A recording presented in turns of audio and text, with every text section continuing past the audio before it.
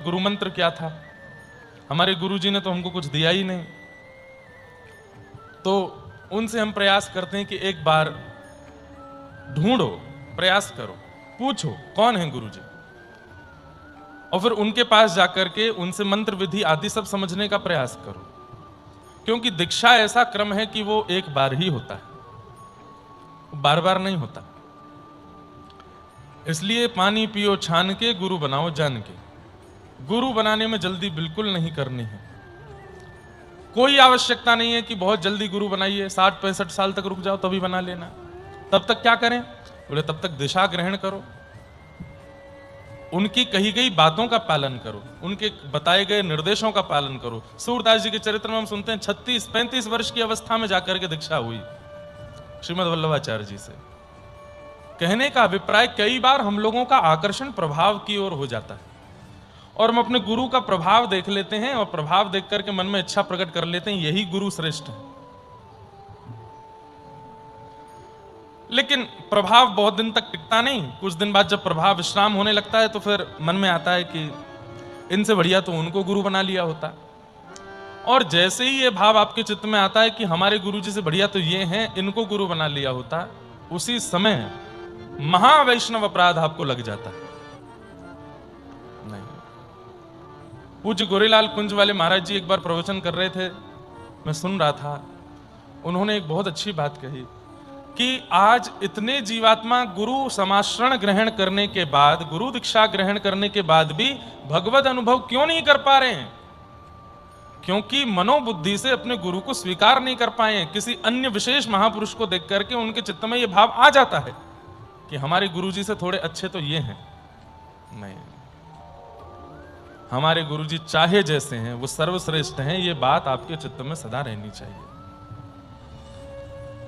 जिनके शरणागति एक बार ग्रहण कर ली है, अब वो चाहे जो आपको बोल दें, आप उस बात से पीछे हटिए मत। कल एक बालक हमको बोला, महाराज जी हमने आपकी प्रेमानंद जी की कथा सुनी और वहां से हमारे मन में आया कि दीक्षा हमको लेनी चाहिए।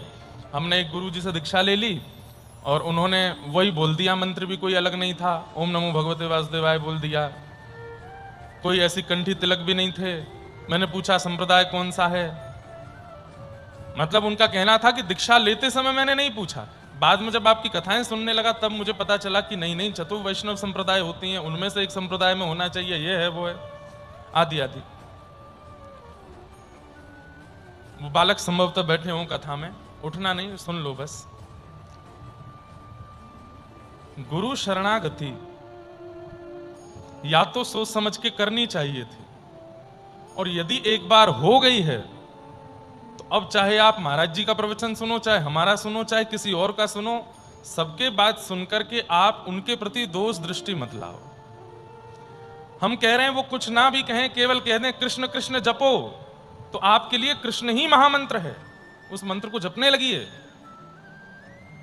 हम कह कह करके हार चुके हैं कथा में कि गुरु का गुरुत्व तो प्रधान होता ही है, लेकिन उससे भी ज्यादा यदि शिष्य की निष्ठा है तो कई बार शिष्य की निष्ठा सामान्य गुरु के होने पर भी प्राप्त हो जाती है, भगवत प्राप्ति करा देती है।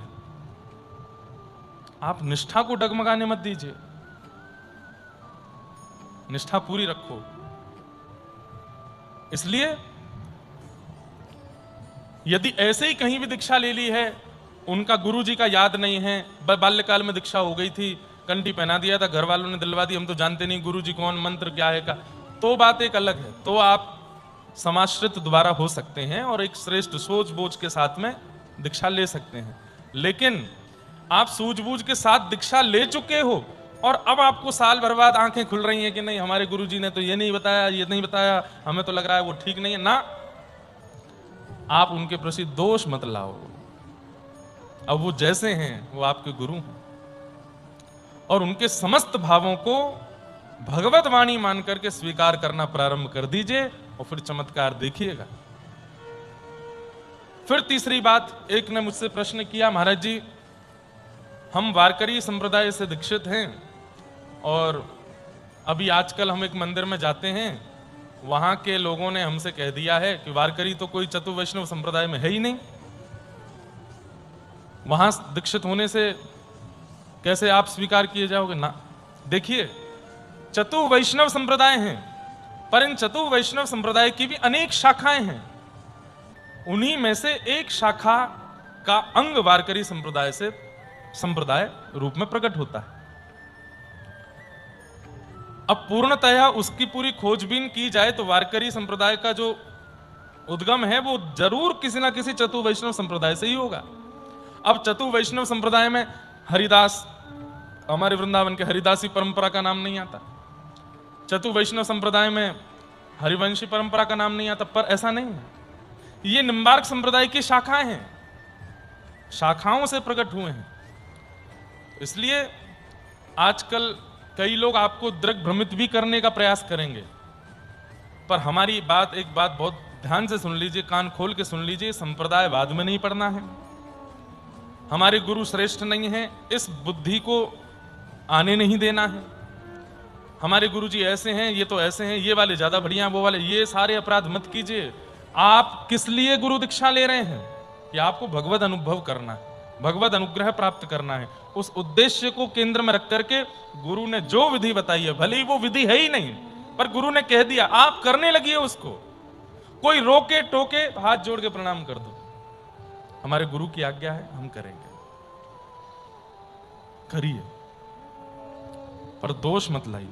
हाँ, एक जगह छूट है बस, बाल्यकाल में अगर हुआ है, गुरु जी का स्मरण नहीं है, मंत्र याद नहीं है, कुछ भी पता नहीं है, बस कब हो गया कुछ ऐसा पता नहीं है, तो आप कर सकते हैं। और कई पाखंड प्रवर्तक पथ भी हैं भारत में,